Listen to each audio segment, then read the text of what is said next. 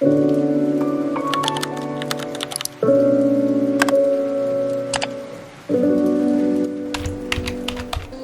to a guided meditation by Lavender to meditate and start your day with positive intention. Take 3 deep breaths with an open mouth and exhale. And imagine positive energy coming into your body through the top of your head. You don't need it.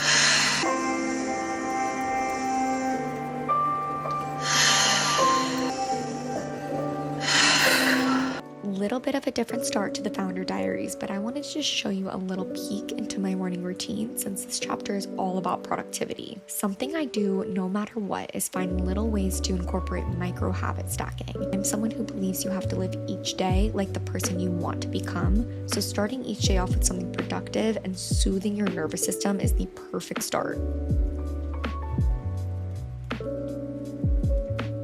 Going back to living each day like the person you want to become, I'm someone who works from home, so nobody really sees me throughout the day, but I still think that it's important to present yourself a certain way, so I always get ready as much as I can. You'll see me picking out my outfit.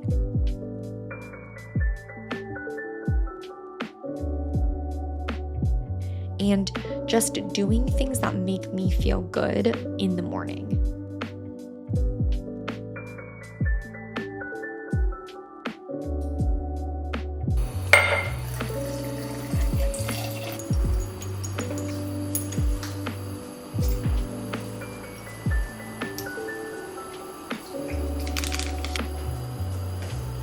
Okay, so obviously I am a big habit stacker. I love everything productivity. And in this episode of the Founder Diaries, I kind of opened up a little bit and showed you guys some things that I've never shared before. All of my lifestyle choices, all of the things that I do, they all add up. And that's the thing, that's the point of productivity, is that you're gunning for your goal and you're taking baby steps every single day to hold yourself accountable and also to see small growth every single day. I think you need to do things every single day to better yourself, even if it's just by 1%. So I'm going to show you my more concrete, tangible productivity tips. So the things that you don't see that I do every single week or every single day, I write in my social media planner, and then also I write in my journal. And this journal is filled with so many random things. Like I have pages and pages of things. So I want to share the most effective tips with you guys. First things first, since it is the end of Q1, I like to reassess my goals and kind of do a little bit of an audit. In my social media planner that I created, there is an analytics assessment and an audit. I usually like to do this around the end of the month, which it is. And so in my planner, you'll see it says content self-analysis. If you don't have my planner, it's totally fine. What I want to get into are the questions that I ask in this planner because they're very strategic.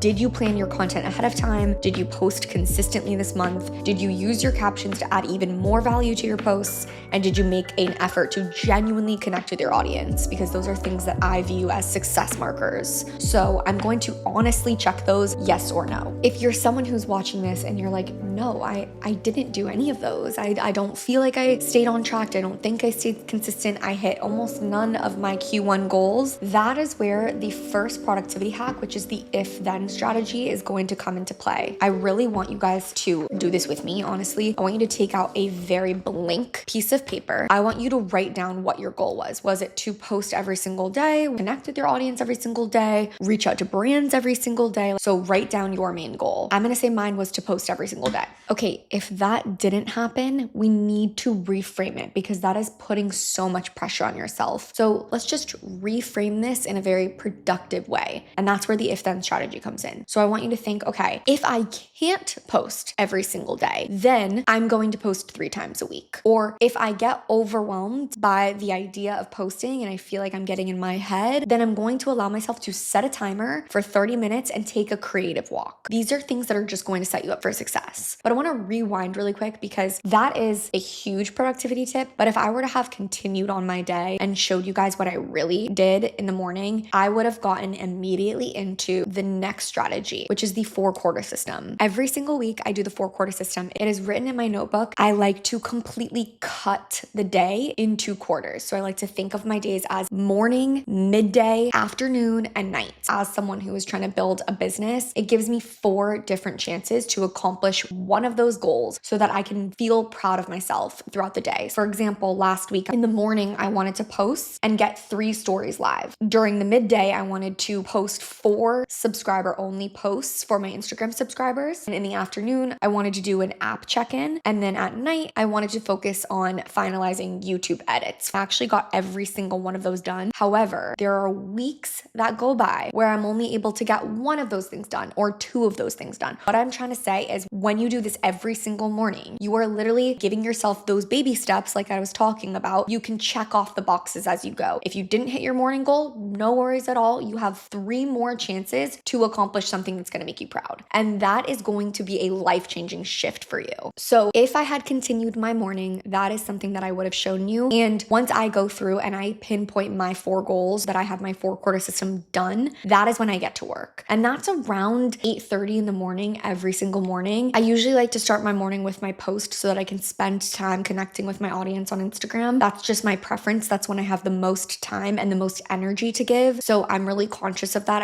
I always want to give back to my community. So that's when I spend that time doing that. But if you are someone who wakes up and you don't have a routine, here's what I would say. Wake up, do your skincare, brush your teeth, eat something, get your tea, get your water, energize yourself, make yourself feel good, make yourself feel ready for the day. And then I want you to set a timer and get at least 2 hours of focused work in. And what I mean is literally you're honed in. You are on do not disturb on your phone. You are on do not disturb on your computer. You have nothing open other than your work. Because if you can hone in on the work that you need to get done, that is when you will see the biggest difference in your work ethic. So that is normally what I would do. I would normally wake up, do my whole routine, then do my 4-quarter system, and then get into focused work and have everything on do not disturb. But the next thing that I want to get into is content batching, because I know a lot of you struggle with that. So the way that I content batch is very, very specific. So when I was running a bunch of different social media platforms for other people and for brands and businesses and celebrities, I really rarely had time for myself. This was last year.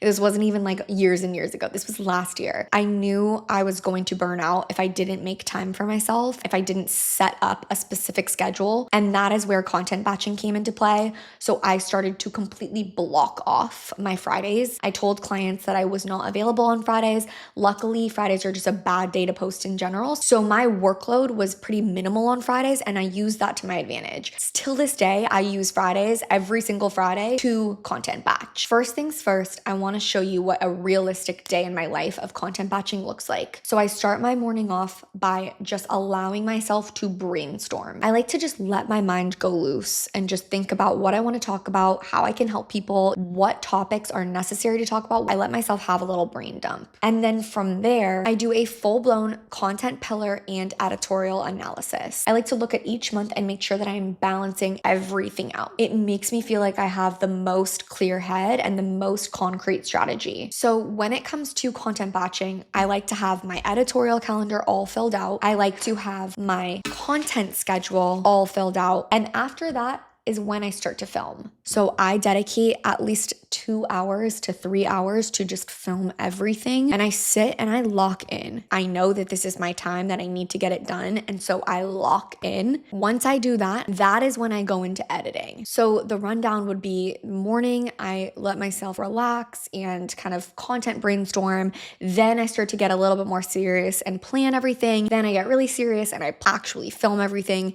And then I get more comfy and start to edit everything. That way I'm set up for every single week and I don't feel like I'm rushing to get something posted or rushing to get something live or feeling like I'm constantly running out of content. We really, really, really want to avoid the feeling of, oh no, what am I posting today? That is going to lead to burnout. As someone who is a content creator / a business owner, I need to be firing on all cylinders. And I know that because right now I'm a one-woman show. I don't have any help. So I take this extremely extremely seriously. I treat this like it is my job. And then other things that I do that keep me so on track are writing things down. So I write every single thing down. I'm such a pen to paper person. I want to show you what I mean. I like to dedicate a pink sticky note to anything business related and a blue sticky note to anything personal related. And I like to literally write every single thing that I need to get done. You know, when you have those thoughts during the day and you're like, oh wow, I really need to get that done. Like I can't forget about that. And then the day goes on and you've completely forgotten about it. That's because you're focused on so many other things that you literally cannot keep up with your own schedule. That is where this is going to come in so much handy, because the second you feel like you have something that you're like, oh no, I can't forget to do that,